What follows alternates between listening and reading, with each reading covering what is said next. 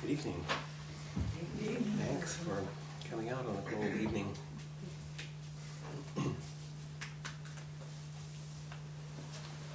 So we're going to embark on a bit of a tour. You know how when you go on tours, you hit the highlights of something, but you don't necessarily get to spend a lot of time living somewhere.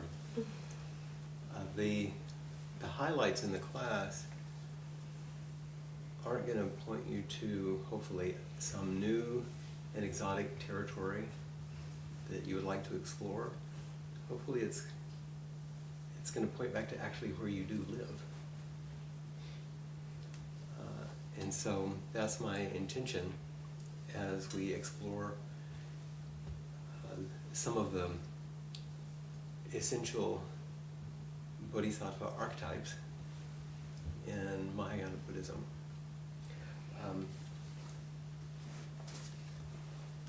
At some peril, I'm going to give you a handout. And I say that because as soon as I hand something out, I lose you. So do your best to stay with me.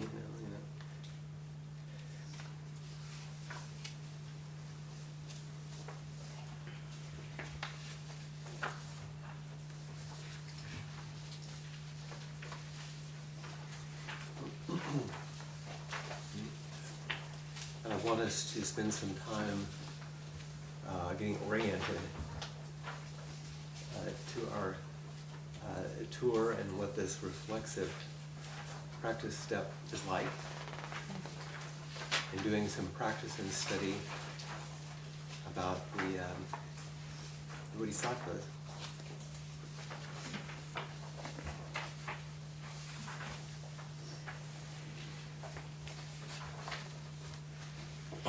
And for those of you that enjoy the study part, this is the book that probably most of you have, or some of you might have.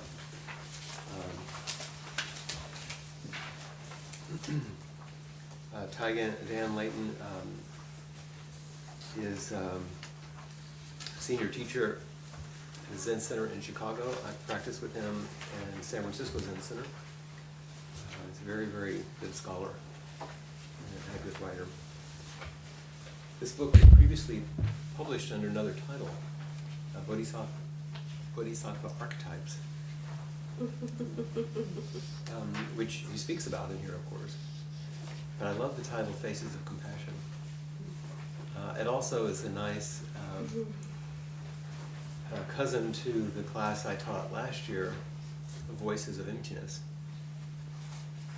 looking at some of the primary teachers in the Chan and Zen tradition, teaching on emptiness. Everybody have a copy? No? Still coming? Takes a while.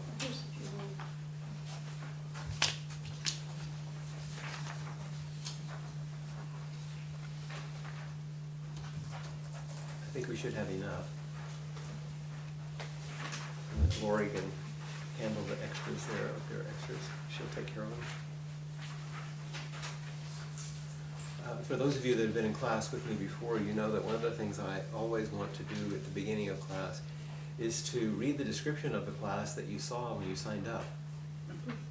And so, like, it's like, if you're not going to Orlando, get off this flight. And also to remind us what we're up to here. And I believe I might have it on your handout on the top where it says this class series. It's on your handout? Yeah. This class series introduces and explores the Bodhisattva ideal as the heart of Zen practice. So we're both going to introduce and also take a bit of time to explore this Bodhisattva ideal. We're going to talk about that a bit tonight as the very heart of Zen practice. Bodhisattvas have not only been shown through the traditional Asian figures, which we have a nice one here that's big enough to see of Kuan Yin or Avalokiteshvara or Kannon or Kanzeon, depending on what country the Bodhisattva of compassion. They've not only been shown through traditional figures, but these figures reflect the deepest aspects of ourselves as revealed through the practice of Zen.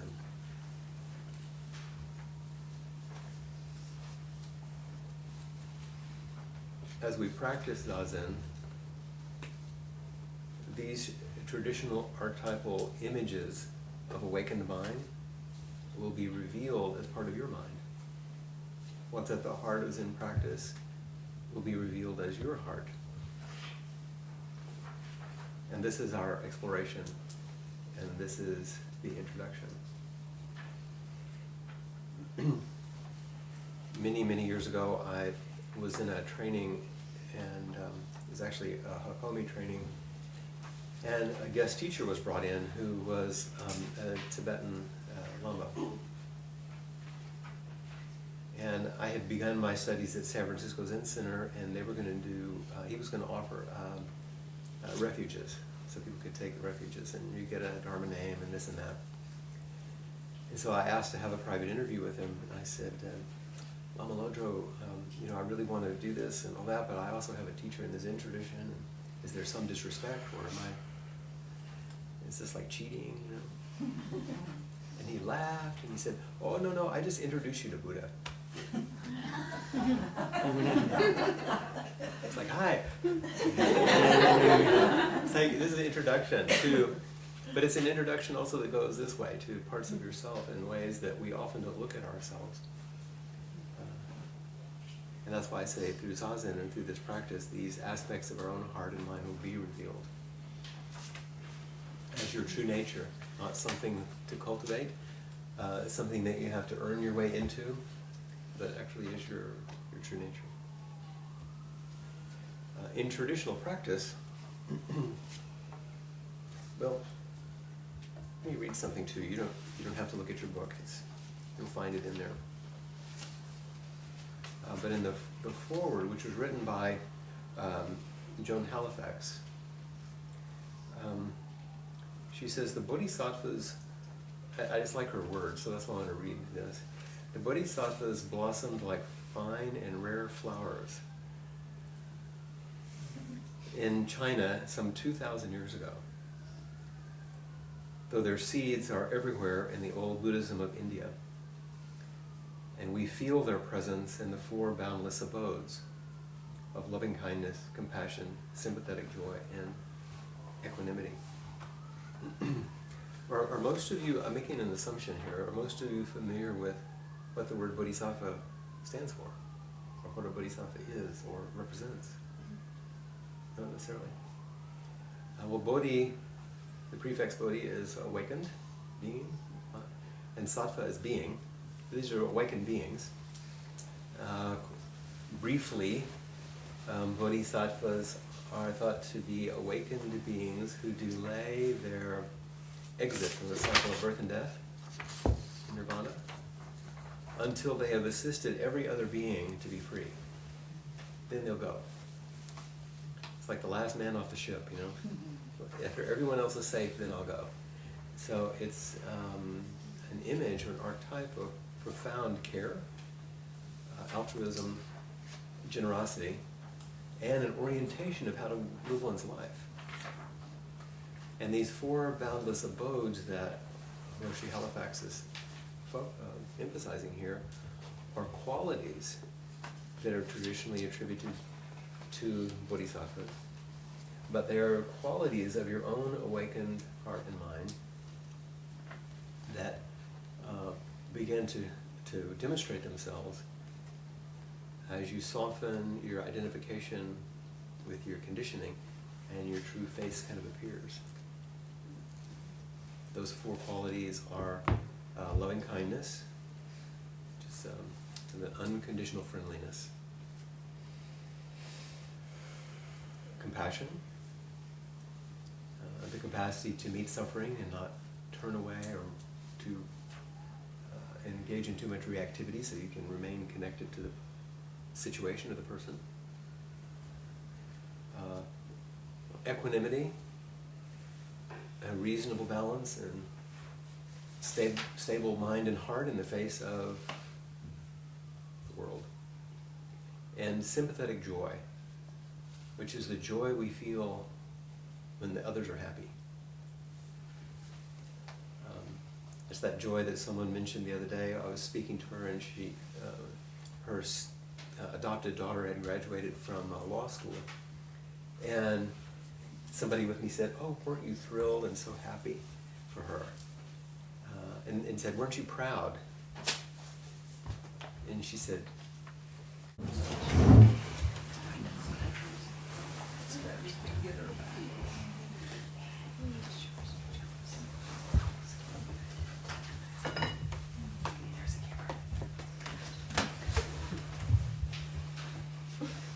"How about 5 minutes of silence, just to let us get settled."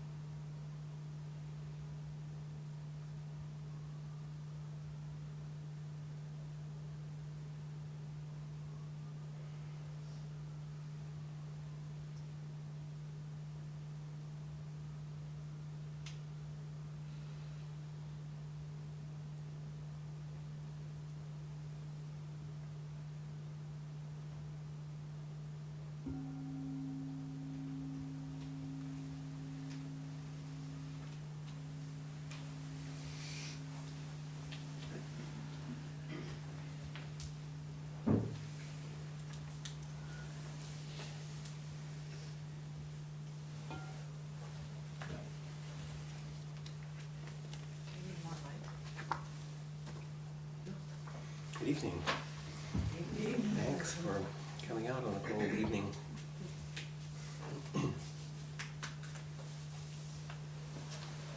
So we're going to embark on a bit of a tour. You know how when you go on tours, you hit the highlights of something, but you don't necessarily get to spend a lot of time living somewhere. The highlights in the class aren't going to point you to, hopefully, some new and exotic territory that you would like to explore. Hopefully it's going to point back to actually where you do live. And so that's my intention as we explore some of the essential Bodhisattva archetypes in Mahayana Buddhism.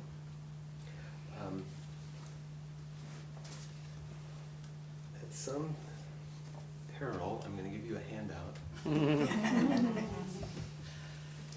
And I say that because as soon as I hand something out, I lose you.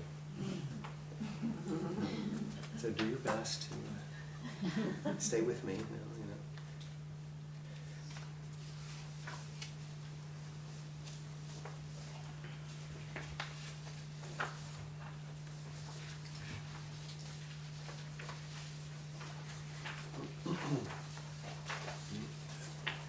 I want us to spend some time getting oriented to our tour and what this reflexive practice step is like, and doing some practice and study about the Bodhisattvas.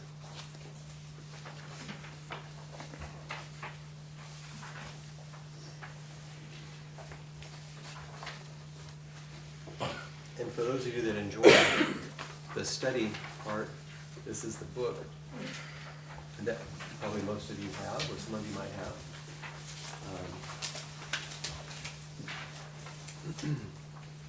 Taigen Van Layton is senior teacher at the Zen Center in Chicago. I've practiced with him in San Francisco Zen Center. He's a very, very good scholar and a good writer. This book was previously published under another title, Bodhisattva Archetypes, which he speaks about in here, of course. But I love the title, Faces of Compassion. It also is a nice cousin to the class I taught last year, Voices of Emptiness, looking at some of the primary teachers in the Chan and Zen tradition, teaching on emptiness. Everybody have a copy? No? Still coming? Takes a while.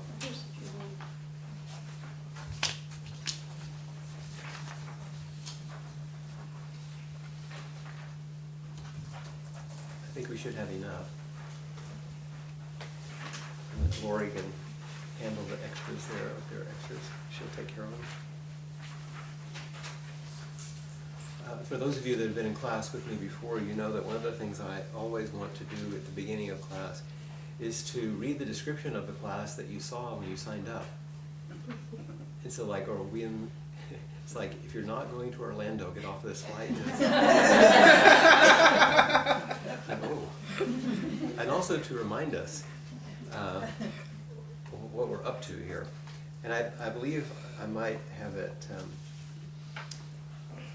on your handout on the top where it says this class series.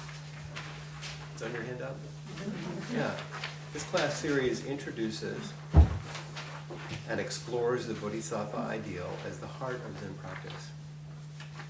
So we're both going to introduce and also take a bit of time to explore this Bodhisattva ideal. We're going to talk about that a bit tonight as the very heart of Zen practice. Bodhisattvas have not only been shown through the traditional Asian figures, which we have a nice one here that's big enough to see of Kuan Yin or Avalokiteshvara or Kannon or Kanzeon, depending on what country the Bodhisattva of compassion. They've not only been shown through traditional figures, but these figures reflect the deepest aspects of ourselves as revealed through the practice of zazen.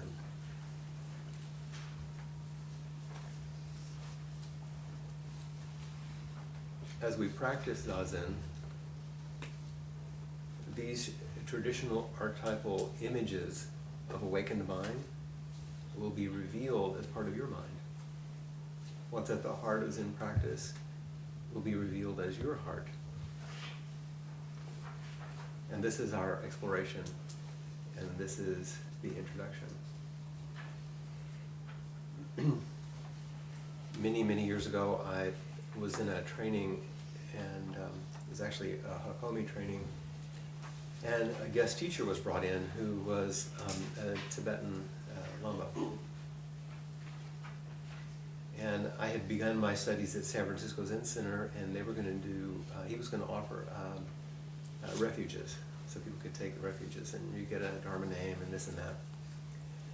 And so I asked to have a private interview with him, and I said, Lama Lodro, I really want to do this and all that, but I also have a teacher in the Zen tradition, and is there some disrespect, or is this like cheating, And he laughed, and he said, oh, no, I just introduced you to Buddha.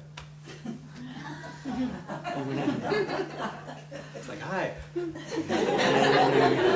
like, this is an introduction to, but it's an introduction also that goes this way, to parts of yourself in ways that we often don't look at ourselves. And that's why I say through zazen and through this practice, these aspects of our own heart and mind will be revealed as your true nature, not something to cultivate, something that you have to earn your way into, but actually is your true nature. In traditional practice, well, let me read something to you. You don't have to look at your book. You'll find it in there. But in the foreword, which was written by Joan Halifax, she says, the Bodhisattvas, I just like her words, so that's why I want to read this. The Bodhisattvas blossomed like fine and rare flowers in China some 2,000 years ago, though their seeds are everywhere in the old Buddhism of India. And we feel their presence in the four boundless abodes of loving kindness, compassion, sympathetic joy, and equanimity. Are most of you, I'm making an assumption here, are most of you familiar with what the word Bodhisattva stands for?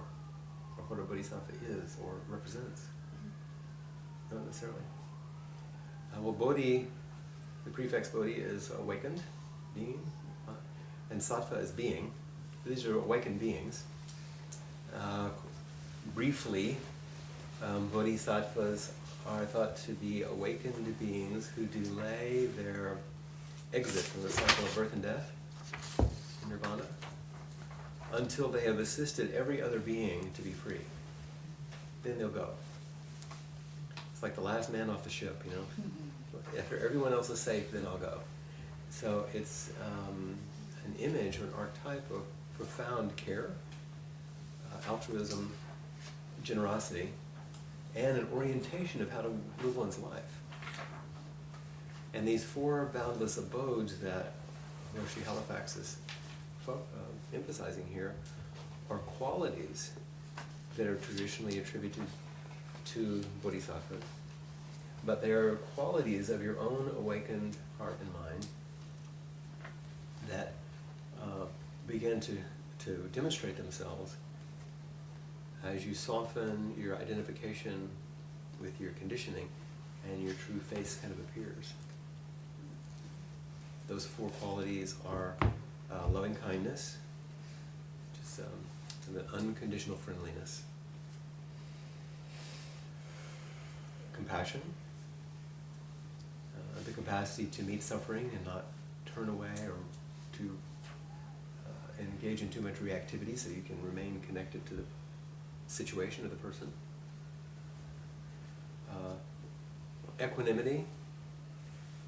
a reasonable balance and stable mind and heart in the face of the world. And sympathetic joy, which is the joy we feel when the others are happy. It's that joy that someone mentioned the other day. I was speaking to her, and her adopted daughter had graduated from law school. And somebody with me said, "Oh, weren't you thrilled and so happy for her?"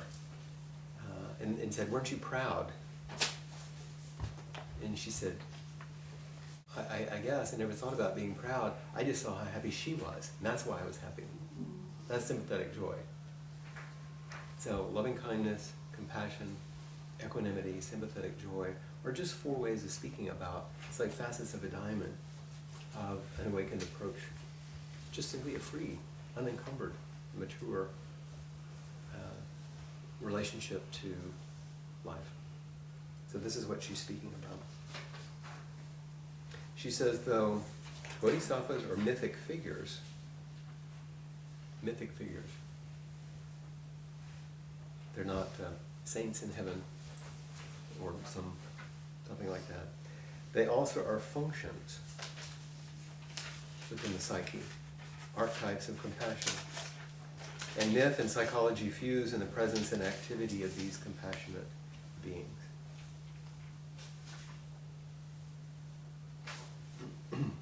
Bodhisattvas realize the great natural boundlessness of mind and heart and are the exemplars of mother's wisdom. I would say grandmothers. They're both male and female imagery of most of the Bodhisattvas, and they're not bound by that.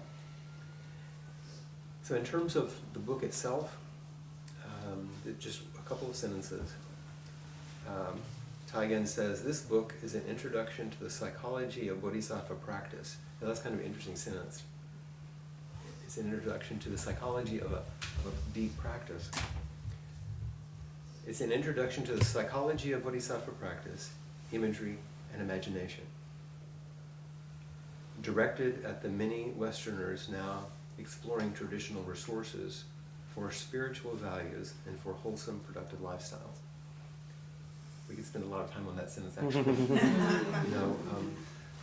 There are many of us exploring traditional resources for spiritual values.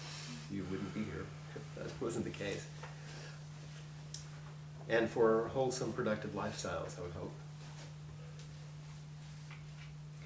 This book is also a comprehensive introduction to Mahayana, or the Great Vehicle in Buddhism, the movement that developed in India to promote universal liberation of all beings, and with the Bodhisattva, or enlightening being, as its ideal.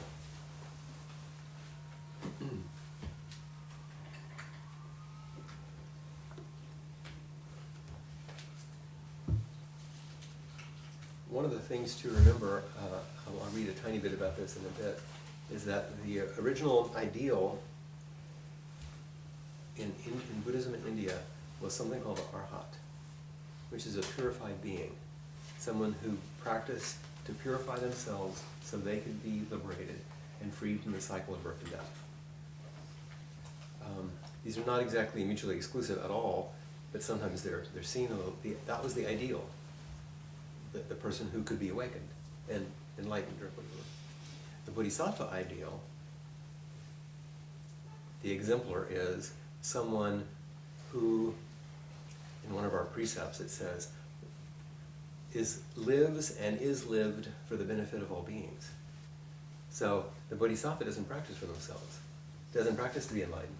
They practice for everyone else, which of course is enlightening and freeing as self-interest drops away. So it's a little different image, the Arhat and the Bodhisattva. And this is what we're focusing on.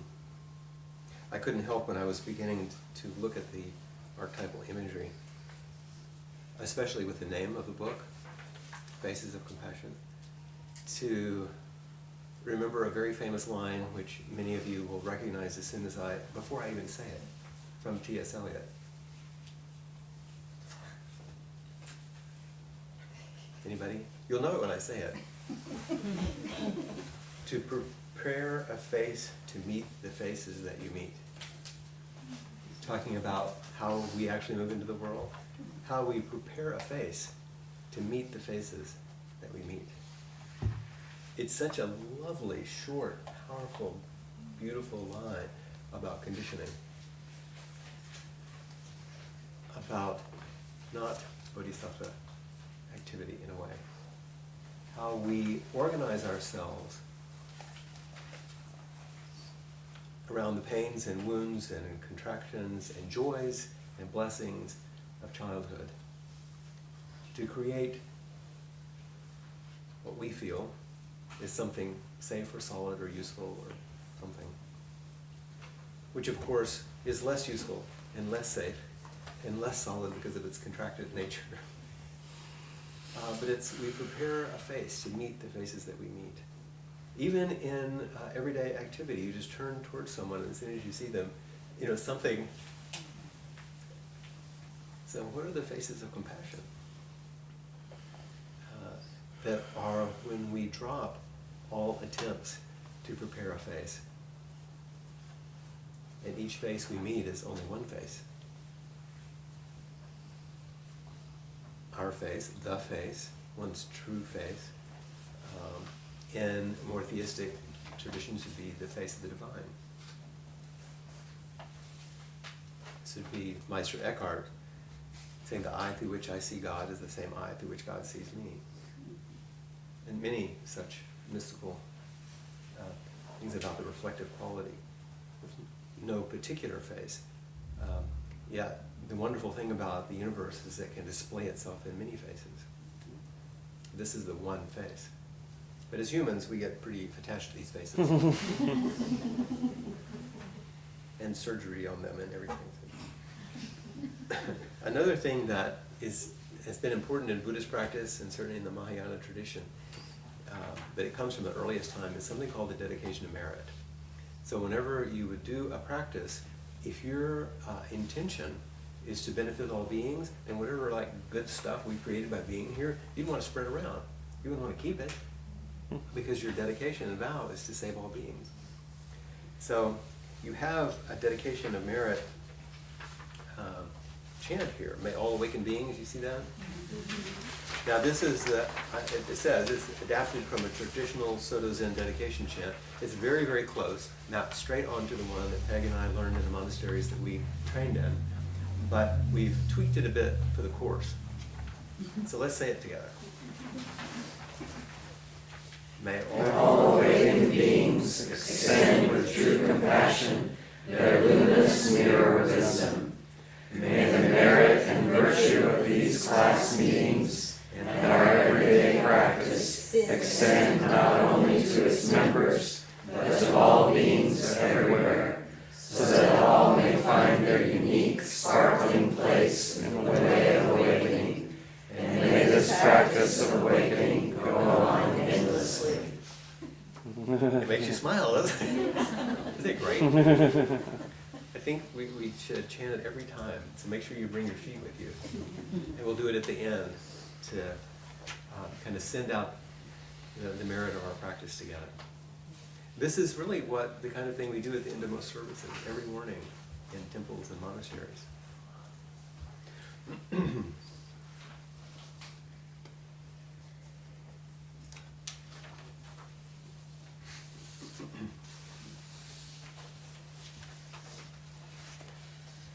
I think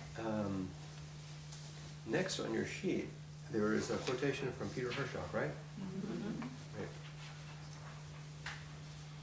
And he reminds us of something important, so I wanted to emphasize it a bit.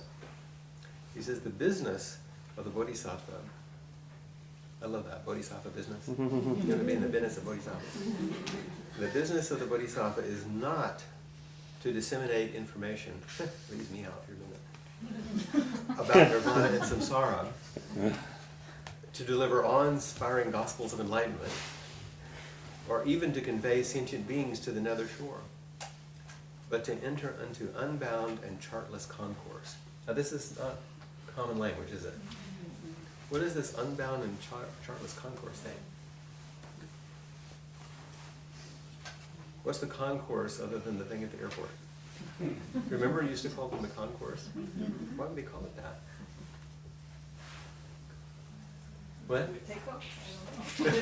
Everybody Going on a journey. with the No, path. together. People coming together. People coming together, yeah, going on a To go on journey, a moving journey. together. It's a place where people interact.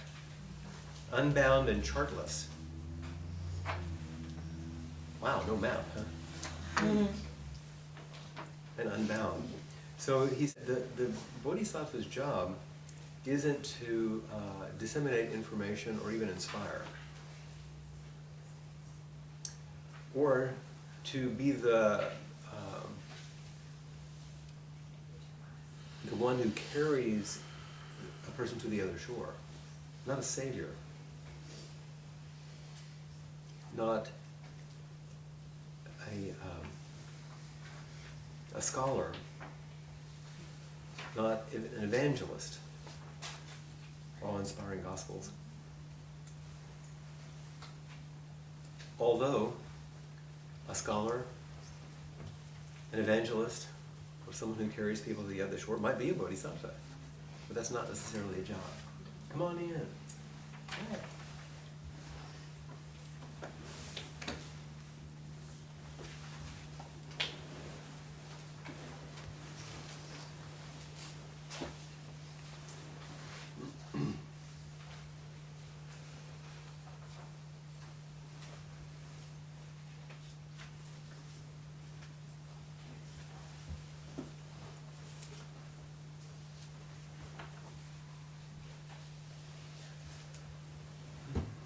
That's not the right page.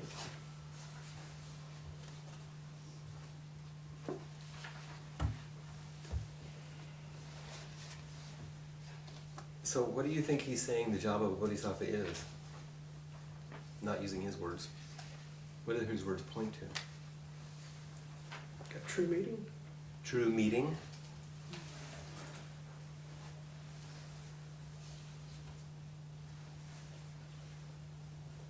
Meeting without preconceptions. Okay. Meeting without preconception, right? Chartless and boundless. No assumptions. So there's not some idea about what the outcome will be. Starting to sound a bit like beginner's mind in one way, but not just beginner's mind, but beginner's relating, beginner's connection. Is this making sense? The job of bodhisattva is a certain kind of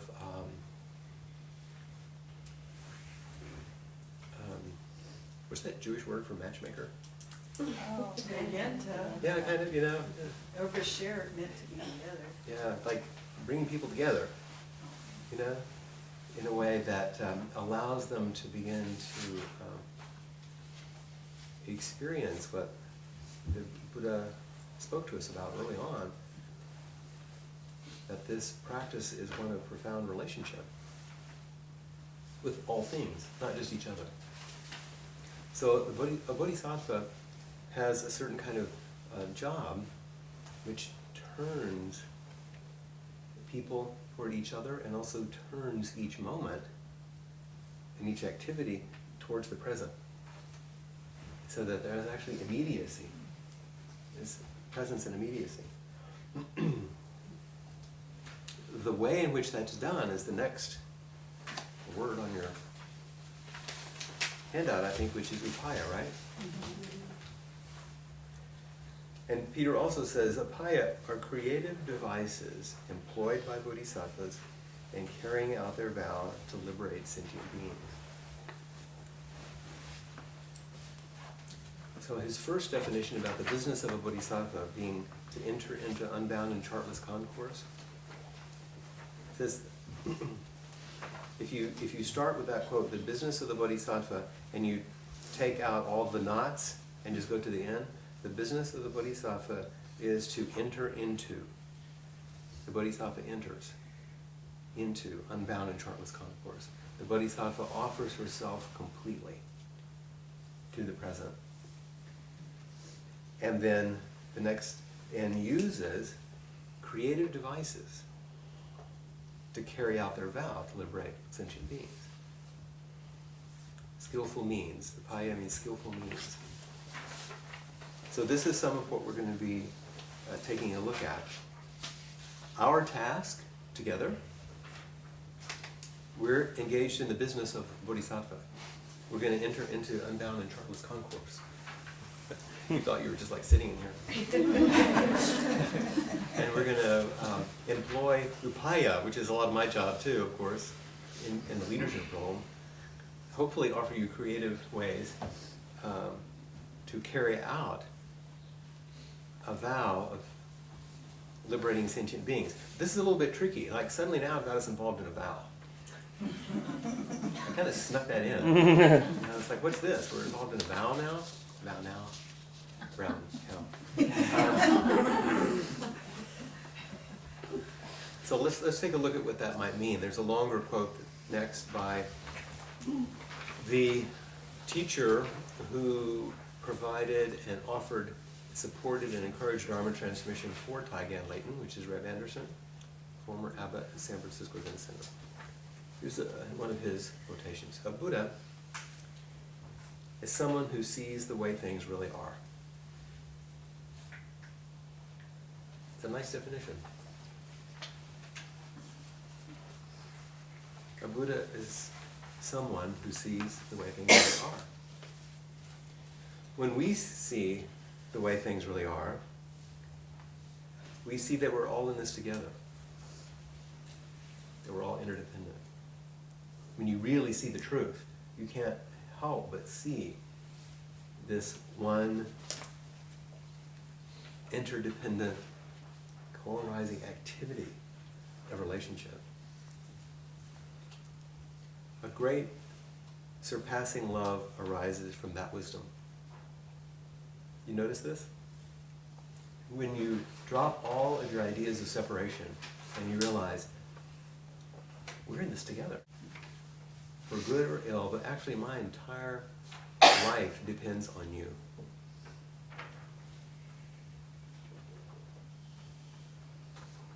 A great surpassing love arises from that wisdom.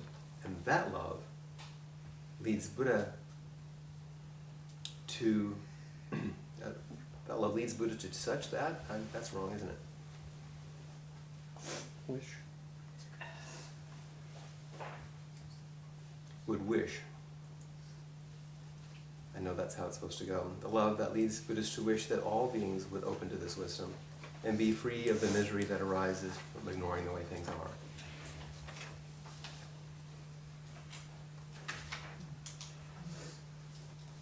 A great surpassing love arises from that wisdom, and that love is going to lead us to want others to open to this same wisdom, and then to be free of the misery that arises from ignoring our interdependence. Sometimes we get a bit caught by this one and want to preach or proselytize or say, wow, you'd love this practice. Buddhas appear in the world because they want us to have Buddha's wisdom. I love the simplicity of this. Buddhas appear in the world because they want us to have Buddha's wisdom. So that we will love every single being completely and protect every being without exception and without limit, just as all the Buddhists do. That's one you can read over and over, isn't it? Especially when it's correct.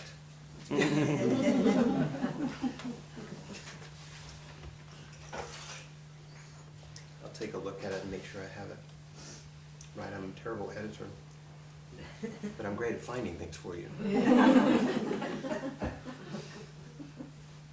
So tonight we're also going to look at Shakyamuni Buddha as the first exemplar of the Bodhisattva ideal, of Siddhartha Gautama, or Shakyamuni, who became what we see as the historical Buddha of this age, as the beginning exemplar of the Bodhisattvas. Now here's the vow. If a Buddha is someone who sees the way things really are, and when they see the way things are, that they of course want to help others see that. And as they see the way things are, their heart opens to that desire to help others, which is the Bodhisattva ideal, which you'll see is called bodhicitta. Awaken, Chitta is heart-mind, Bodhi, awaken, so this is awaken heart-mind. That desire that others be awakened. It's basically that sense of deep care, that you would like people to be free, you don't want them to suffer. And the vow that I snuck you into here, Bodhisattva's vow, is next on your list. There are many ways in which it's variously translated subtly, but the lines are always pretty much the same in general, and this is the way they go. Let's say these together. Beings are numberless, I vow to free them. Delusions are inexhaustible, I vow to end them. Dharma gates are boundless, I vow to enter them. The Buddha's way is unsurpassable, I vow to become it. So most of you are familiar with these vows, and most of you are familiar with their impossibility. And they're stated that way, right? Beings are numberless. I mean, there's no end to them, so I vow to save all of them. I mean, even just linguistically, it's an impossibility. Delusions are inexhaustible. I vow to end them. Dharma gates, those are openings to awakening, possibilities to move through, are boundless. I vow to enter every one of them. And Buddha's way is unsurpassable. I vow to become it. So what does this tell you about the difference between a goal and a vow? You can reach goals.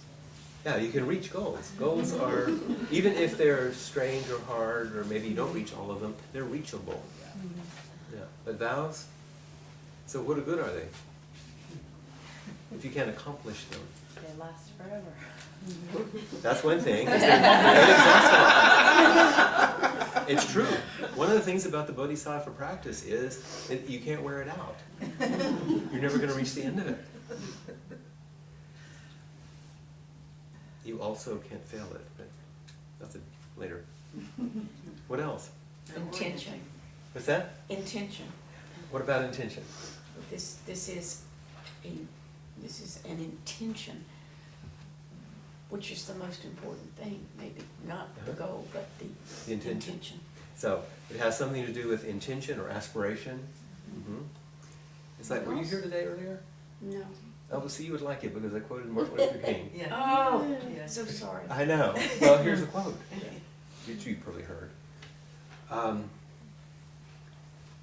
can't remember exactly how it goes, but basically salvation is about being on the right road, not about reaching some destination. Yeah. Yeah. So that's what we're talking about. Salvation, liberation of all being is about being on the right road. How do you get on the right road? You have something that orients you. What orients you is a vow. A vow is a profound and never-ending and all-pervasive orientation that you come back to no matter what, no matter where, no matter who, no matter when. That's the difference between a vow and a goal. It orients everything. You can also make it more palatable to say, beings are numberless, I take up the endless practice of freeing them.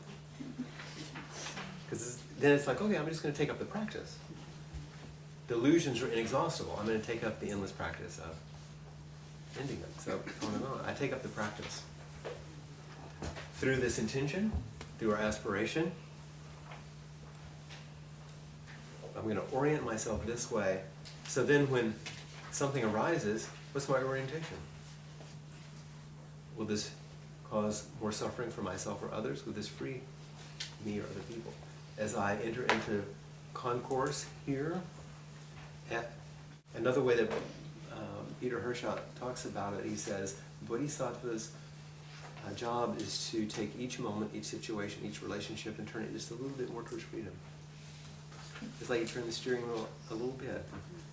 You know, you're not going to get all the way home. You're just going to like, oh, okay, I can turn this way, this way, this way. Can you take a question? Yeah, please.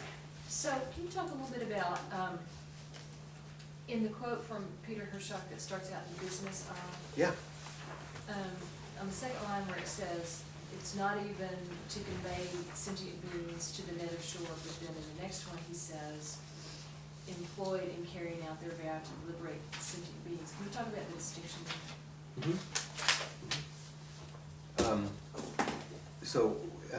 Say a little bit more about the tangle for you. So, if you're going to if your vow is to liberate others, Yes? to me, that sounds a lot like conveying others to somewhere else. Uh-huh. So those sound very similar to you. So can you talk about this? Right. The distinction there? Well, let's make it super concrete for a minute.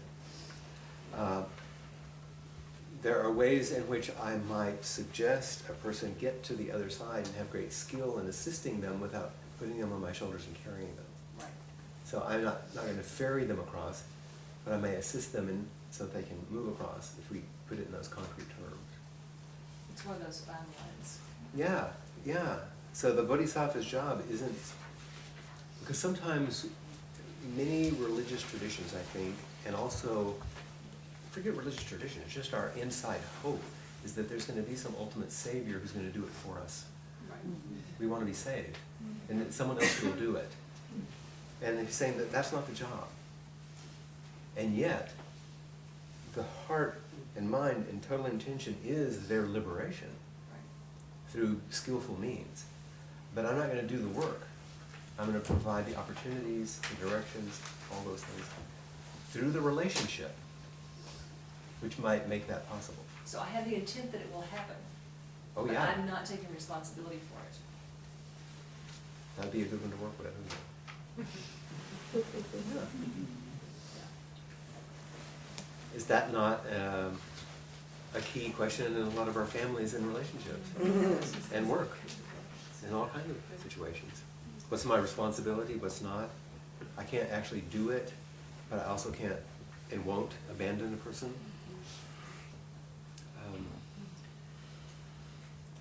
You can lead a horse to water, but you can't make them take the Bodhisattva vow.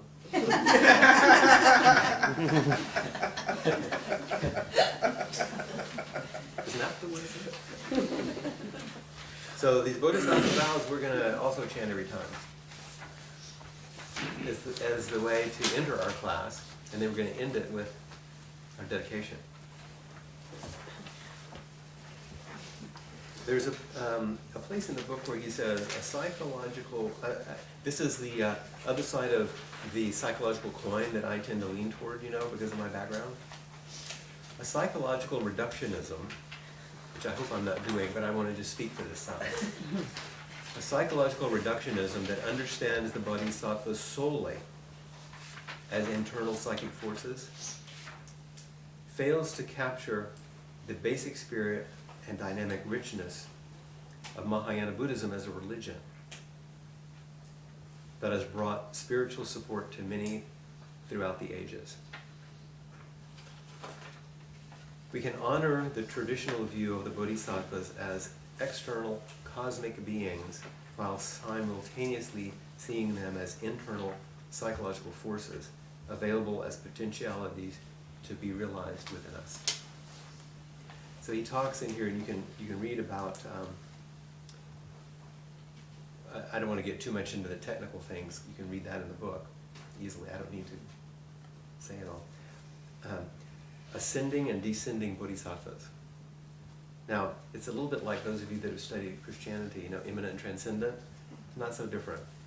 Ascending bodhisattvas, ordinary beings practicing to attain or fully embody this unbound capacity. I'm a lowly guy, I'm going to take the Bodhisattva's vow, and I'm going to do my best to help others. Descending bodhisattvas. Those are Buddhas coming down from the Buddha heavens with nothing to gain or lose to help sentient beings. Now, both of those can be archetypal energies, but they can also be thought of as more cosmic energies. We have an altar that indicates that what goes on here is a religious activity. And it's also a personal transformational path.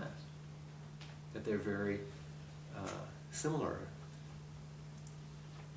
I can't remember who it was. In the late 19th century, well, one of the quotes I'm remembering as I think of this is Arnold Toynbee. Somebody said, what do you think, make a list of the things you think are going to be like the big hits of the 20th century. You're going to make the biggest difference. And one of them was the introduction of Buddhism to the West. That's going to make one of the biggest differences in the 20th century. And someone around that same time said, Buddhism is the most psychological religion, or the most religious psychology. You know, there's this weaving back and forth. In terms of the book itself, we're going to go through basically page 107. Right now, that takes us through the introductory chapters, the review of the Mahayana, and Buddha as the original Bodhisattva ideal. So between now and next month, you have plenty of time if you want to read, and if this appeals to you. You don't have to. Take a look at those pages.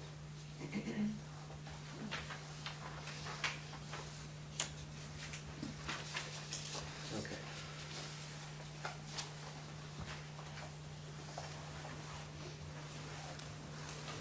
There's another concept that we're not going to go into that Peg and I have taught intensives on, and we'll do so again, I'm sure, which are called paramitas. At the Brahmaviharas are the qualities of a bodhisattva's mind and heart, and paramitas are the practices that bodhisattvas continue to do. And they are dana, generosity, sila, or ethical conduct, all this is in the book, shanti, or patience, virya, which is effort, dhyana, which is meditation, and prajna, which is wisdom. So bodhisattvas practice generosity and ethical conduct, giving, and the precepts. Patience and effort, they're kind of balanced, you know. Deep patience and effort and vitality, and meditation and wisdom. These are powerful practices that are important to study. The paramitas are often translated as the perfections, but that's a tricky word for us, you know, in our culture. Taigen says, perfection in Buddhist teachings does not refer to being correct or right as opposed to wrong. Perfection is a matter of completeness or wholeness. Same in the Bible too, by the way. All bodhisattvas at every stage study the paramitas to develop their capacity to carry out these practices completely in all their activities. So it's this fullness and completeness that perfection is pointing to. I think there is a little list that you have next, and this is what I want to spend the last part of our evening looking at. Once again, there's a lot of history in the book. You can fill in the blanks about concepts and a little theology and a little psychology and how it all works together. But I would rather you come away, not only from the class, but this whole series, with a good sense of where you relate to the Bodhisattva ideal and your own vows. And we're going to look at 3 of them that other people have written. But I want you to take a look at the quote from John Tarrant, which I really, really like. Because we're speaking about Shakyamuni Buddha tonight. Buddha's story is what's happening to you now. The journey of the Buddha isn't a literal journey that happened long ago. And it's not what your life will become. It's here now, and paying attention helps you notice that. If you look into the life you have, your looking will lead you into a new life. What you meet on the way is part of the way. I would say what you meet on the way is the way. Very clear, but also arresting. Like, this is it, folks. So when you're reading all these wonderful things, and we're about to read some that are old and has a little esoteric sounding language, don't think that they're about the past. They're just different cultural perspectives. They're different ways that people have spoken about these things. And I want to turn the water a little bit for you so that when you take what's below, in the last part of your page there, these 5 archetypal elements in the story of the Buddha. When you just read that title, the 5 archetypal elements, which include the choice he made between worldly or spiritual, between being a Buddha or emperor, aspects of the sheltering palace, or awakening to suffering, home leaving, ascetic practice in the middle way, awakening under the Bodhi tree. These are, you can read about these things, but I want you to begin to see how they relate in your life. So here is the first example we're going to take a look at.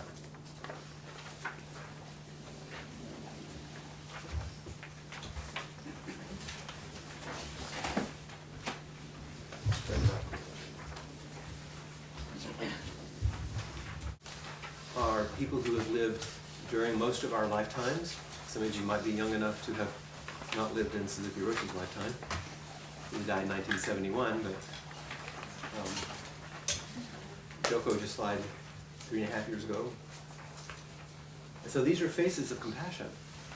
These are the faces of teachers who are teaching the Bodhisattva way. Do you need more over there? Yeah. You got them? Okay.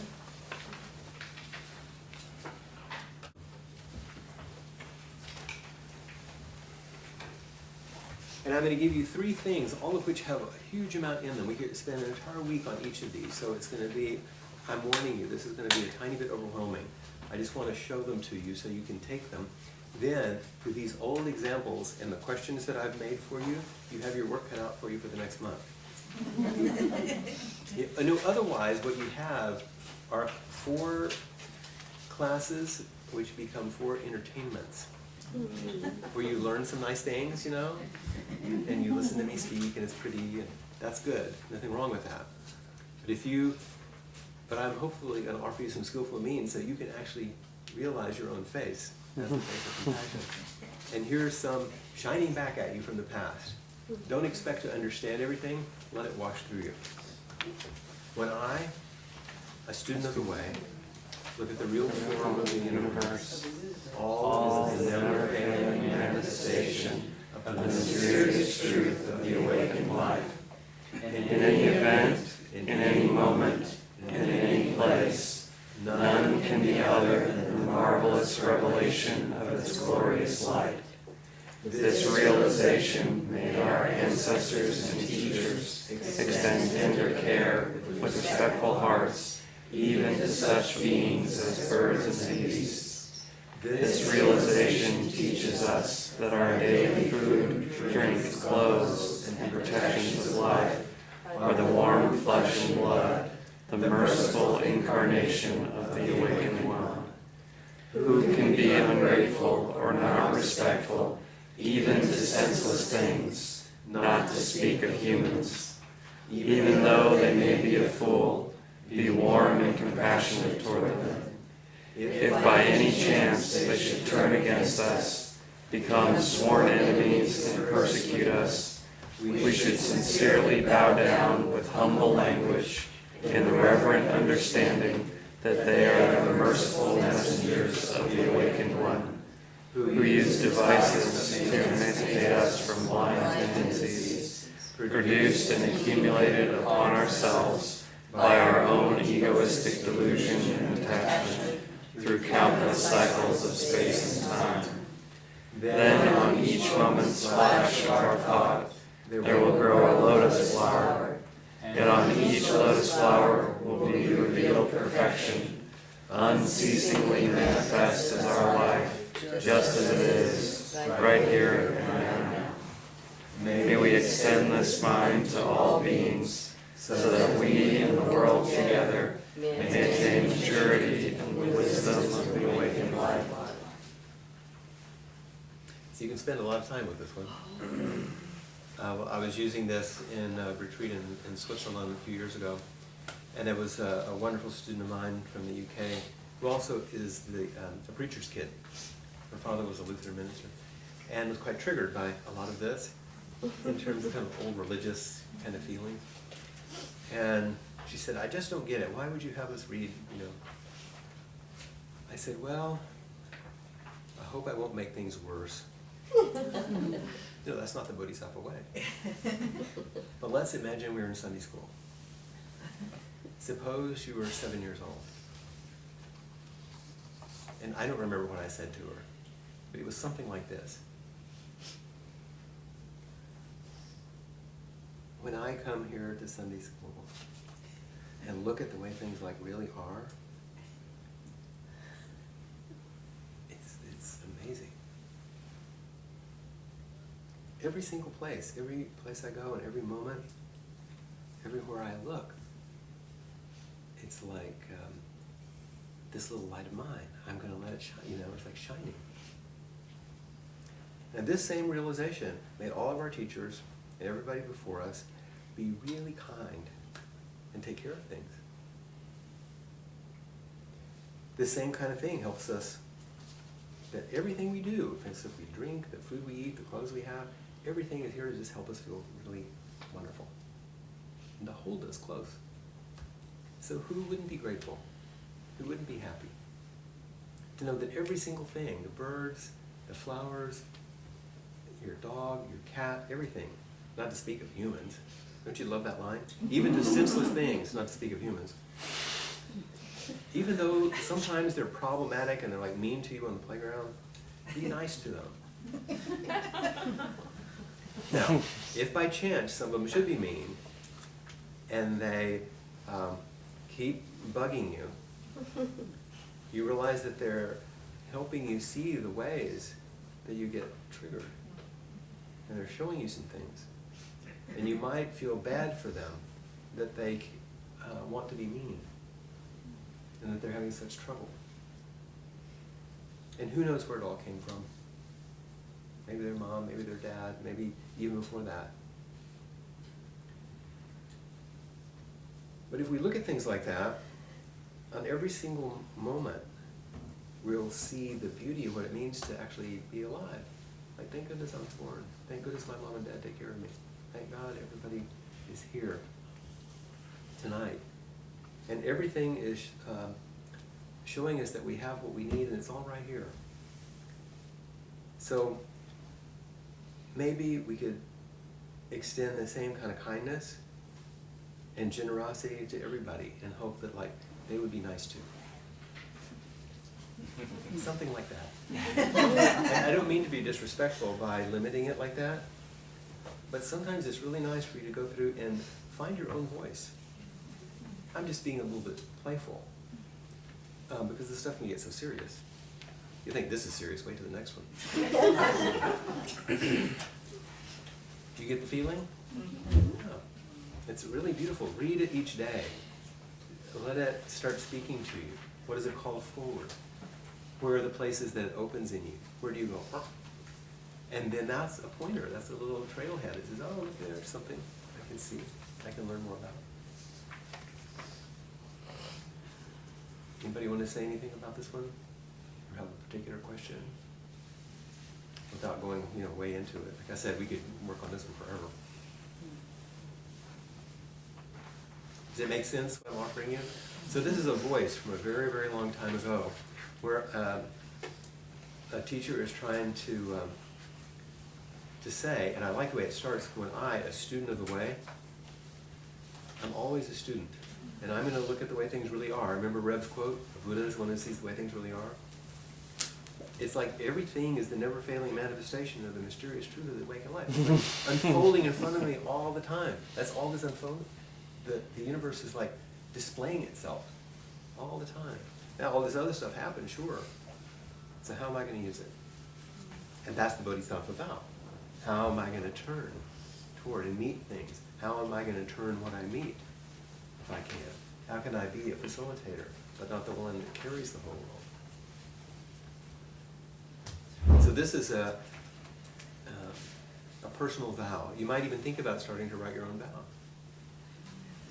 If it's true that the Bodhisattva archetype lives inside, then what would be your own vow? I was, of course, looking back about archetypes and myth, and came across this quote, I forgot it, from Joseph Campbell, Myths are public dreams.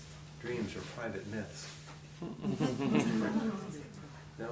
So how are you going to meet this representations of your consciousness, these archetypes, in the mythology that you're developing for yourself? And here's someone displaying it for us quite clearly.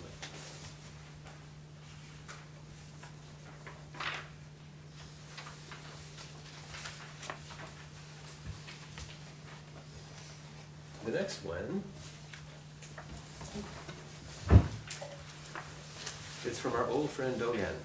And for those of you that, most of you have at some point or another seen some things from Dogen, whose remarkable and perplexing use of language is always a challenge.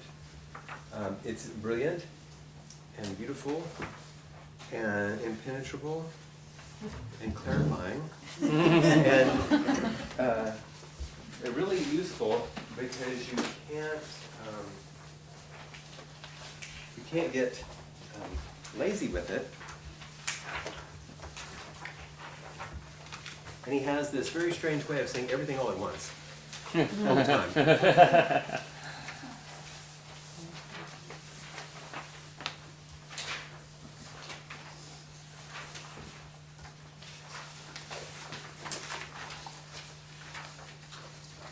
Extras?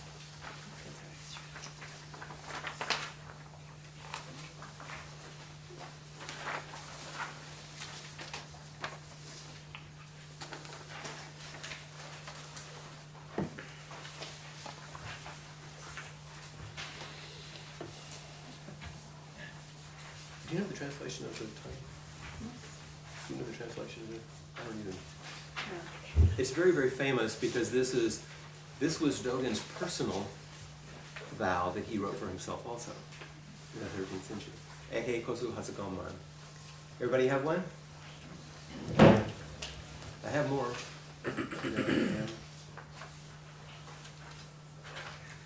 Okay. So I'm going to read this one. I just say a tiny bit on each paragraph. And you will see a very different attitude from the Chan teacher who just wrote this one. And this attitude, it sounds even more churchy.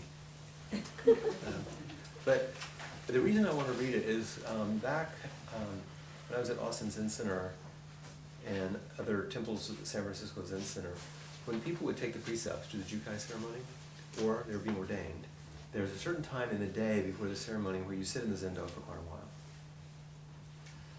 And one of the things I love to do is during the middle of all that sitting, go, and they're facing the wall, just sit behind them and read this slowly into the open space of their sitting before they took their vows.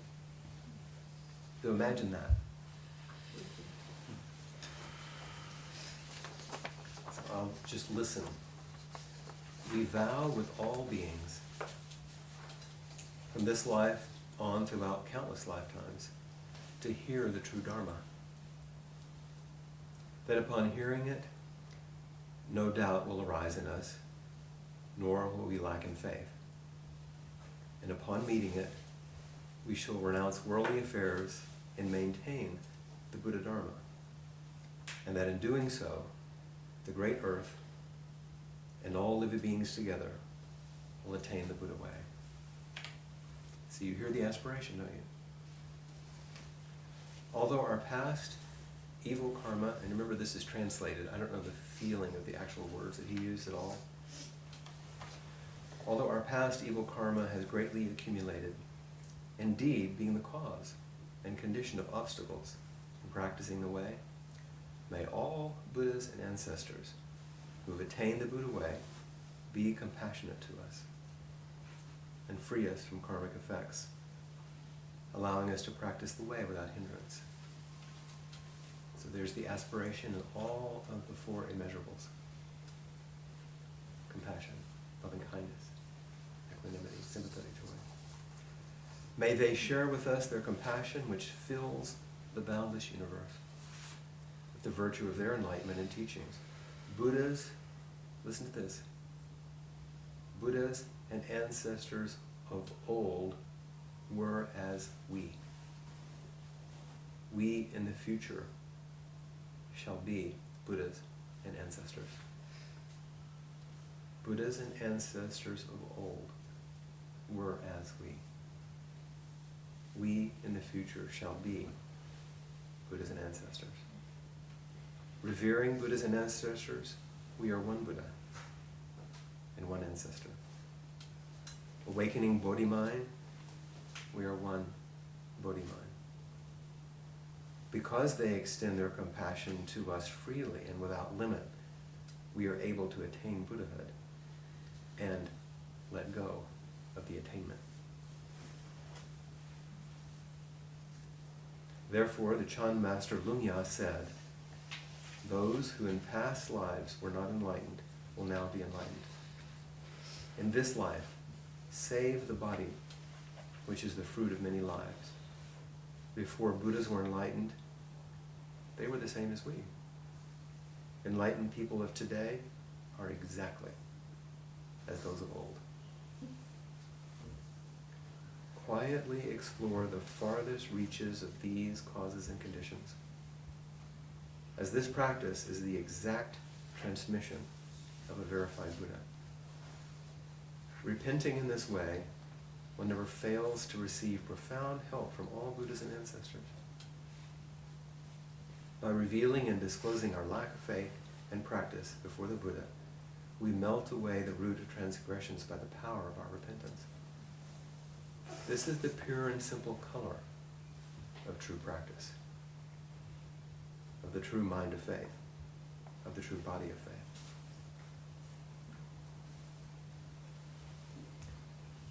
So any of us who have been, raised, me, Southern Baptist, some of you Catholic, there's some triggering words in there. But, boy, is it powerful and beautiful and clear. We vow with all beings from this lifetime on to hear the true Dharma. The vow is to see, to hear, to feel the way things are. That's the true Dharma. That's the orientation. Upon hearing it, no doubt will arise in us. Of course it does. But we won't doubt our doubt. We'll use it as a way to go deeper. Renouncing worldly affairs doesn't mean you have to be a monk.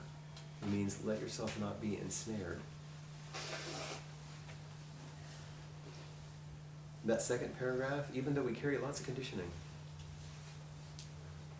some of which came through our parents and we didn't even generate. We just have what we have in our genes, in our hearts and our minds, in our families. Indeed, being the cause and condition of obstacles in practicing the way. May all the ancestors and the Buddhas be compassionate. Help us. There's a beautiful line in the Jukai ceremony where the people who are taking the precepts say, "Oh, Bodhisattvas, Bodhisattvas, please concentrate your hearts on me." The little kid in me loves that. Pray for me, be nice to me. Concentrate your heart on me. May they share with us their compassion, which fills the boundless universe. And then that amazing line, Buddhas and ancestors of old are as we. We in the future shall be Buddhas and ancestors. Like, this is the only way the Dharma continues, is by this. This is something we do carry. Not each other, but we do carry the teachings.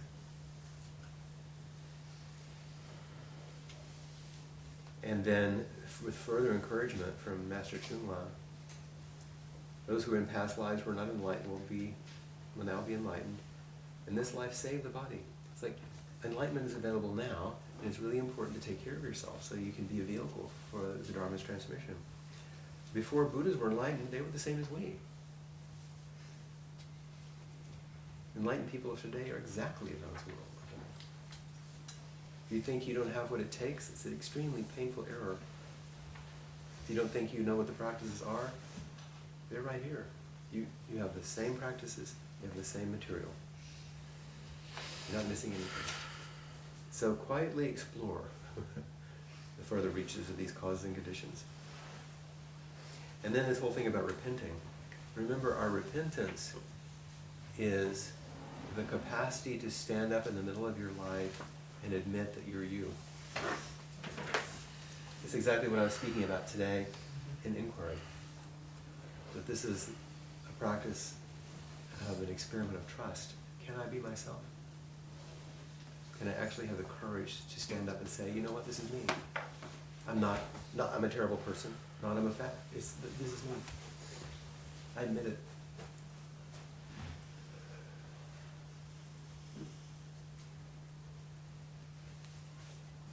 I also made the outrageous statement that pretty much all of our unnecessary suffering is created by our unwillingness to feel what we feel and be who we are.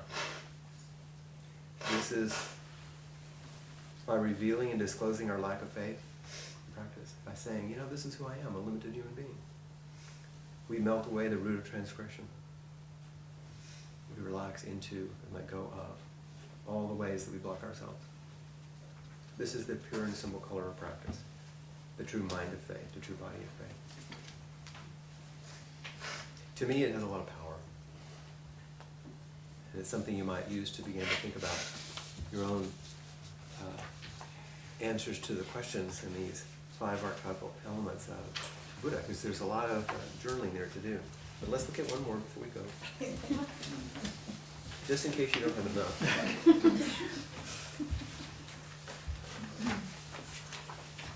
I wanted you to have a voice from China, where our practice began. I wanted you to have a significant voice from Japan, which you have. And here is a useful and accessible voice from the United States.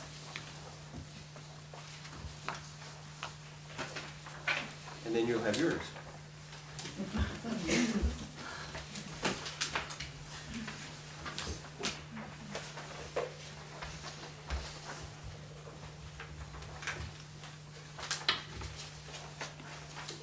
These are different faces of compassion, different voices of compassion. You need a couple more? Okay, we'll have them coming right here, I think.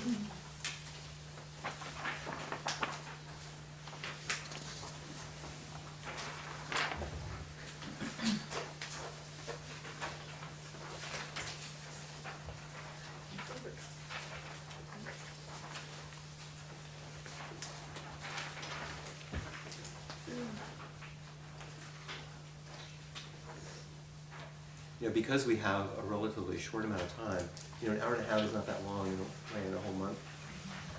I know that I'm giving you an awful lot, but also that means you have a lot to work with, which I hope you will stay with and practice with until next time. So here's a personal statement by an American teacher and a student, Joko Bex. What is our life about? So it's in the form of a question, which Zen practice is deeply in a process of inquiry, and yet it points to some of the same features that we've been speaking about, and you'll even hear reflections of that language. Let's read this one together as well. Our aspirations, our calling, our desire for a genuine life is to see the truth of who we really are, that the nature of our beings is emptiness and love, not the illusion of separate self to which our suffering clings. It is from this awareness that life can flow through us, the unconditioned manifesting freely as our conditioned body. And what is the path?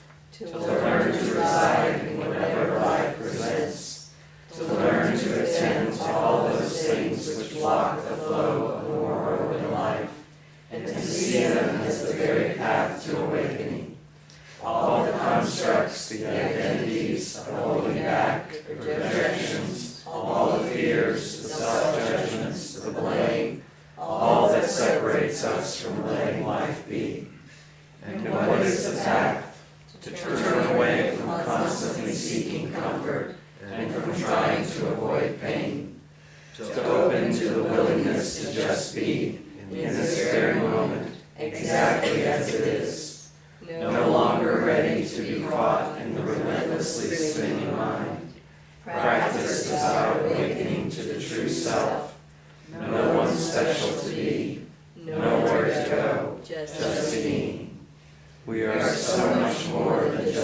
body, just as personal drama. As we cling to our fear and our shame and our suffering, we forsake the gratitude of living from our natural being. So where in this very moment do we cling to our views, softening around the mind's incessant judgment, we can awaken the heart that seeks to be awakened. And when the veil of separation rises, life simply unfolds as it will. No longer caught in the self-centered dream, we can give ourselves to others like a white bird in the snow. Time is fleeting. Don't hold back. Appreciate this precious life. You know, you really hear the sort of American psychological voice in this quite strongly, quite easy to follow in that regard.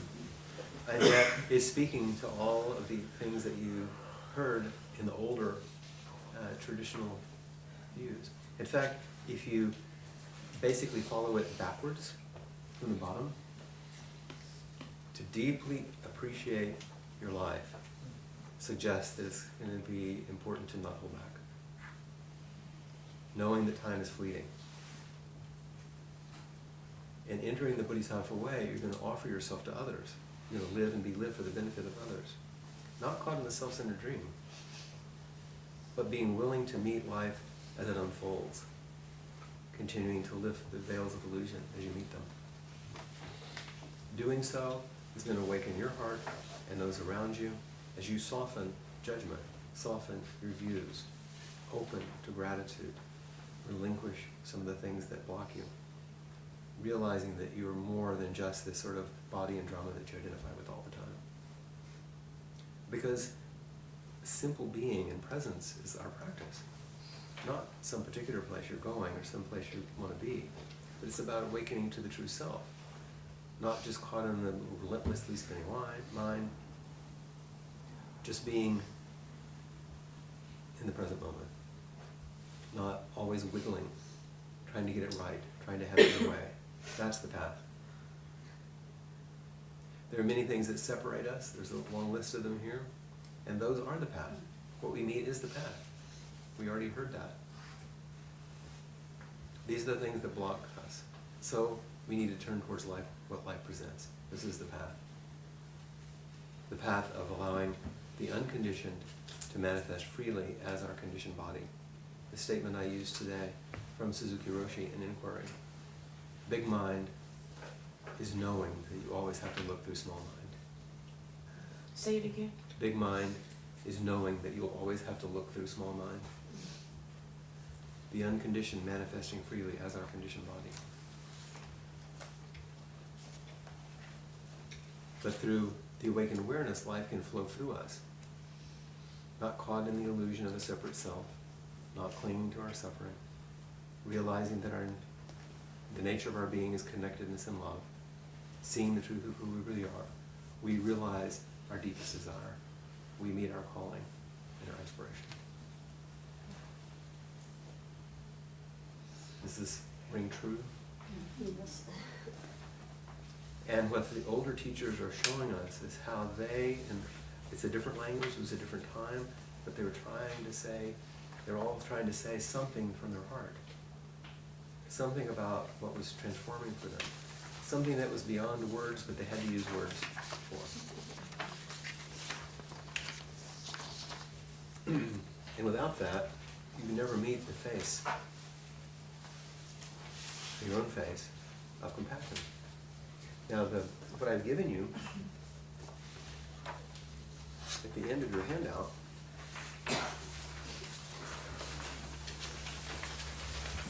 these 5 archetypal elements in the story of the Buddha. And John Tarrant says, Buddha's story is what's happening to you now. So this is your face as Buddha's story. I took the 5 archetypal elements, and then I just put a few prompts. These are only prompts, questions, that you can begin to try to answer. And I don't mean answer as in give answers to, respond to. So, the Buddha had a choice. Do I stay in the world, or do I go off as a monk? Do I stay the son of the emperor and become the emperor, or you'll become the Buddha. So these were a huge choice. These life-turning choices, big time. So number one, name a crucial choice that you've made that shaped your life in a significant way. Do you notice a style or habit pattern of making choices, any choice, that shows up in everyday life? And who is the one who's choosing? What part chooses? Who makes choices for you? Are you leading from your true self, or are you leading from some piece of conditioning? So this is just an example. I'm not going to go through all of them. But it's useful to read this section on the 5 archetypal elements quite clearly spelled out in the section on Shakyamuni as the Bodhisattva archetype.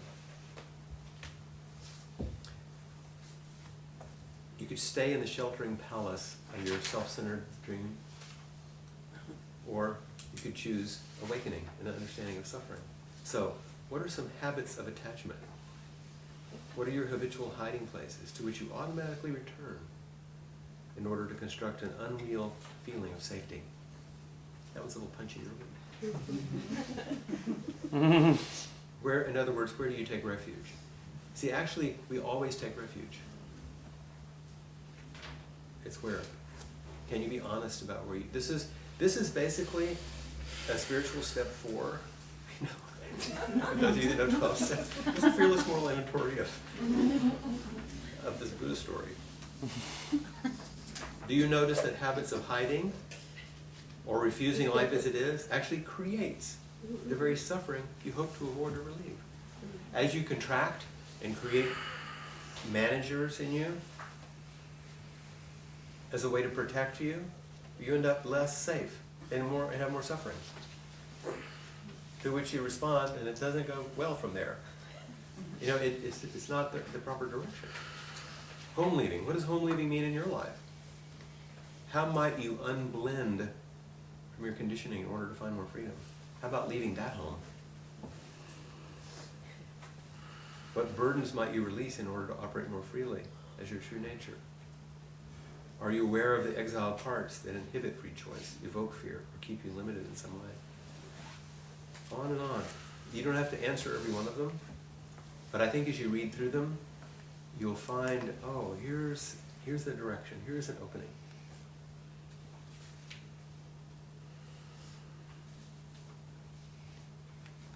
Beings are numberless.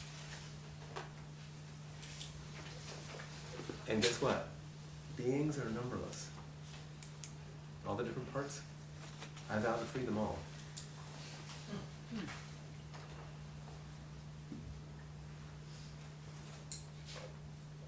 How about this concourse? This concourse. It doesn't matter which way you go. It's the same work, and each one will inform the other. Delusions are inexhaustible. Dharma gates are boundless. Buddha's way is unsurpassable.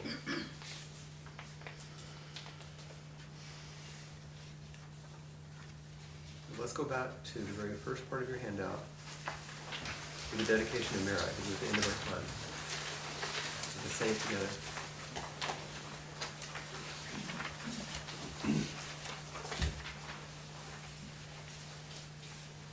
May all awakening beings extend with true compassion their luminous mirror wisdom. May the merit and virtue of these class meetings and our everyday practice extend not only to its members, but to all beings everywhere, so that all may find their unique, sparkling place in the way of awakening, and may this practice of awakening go on endlessly.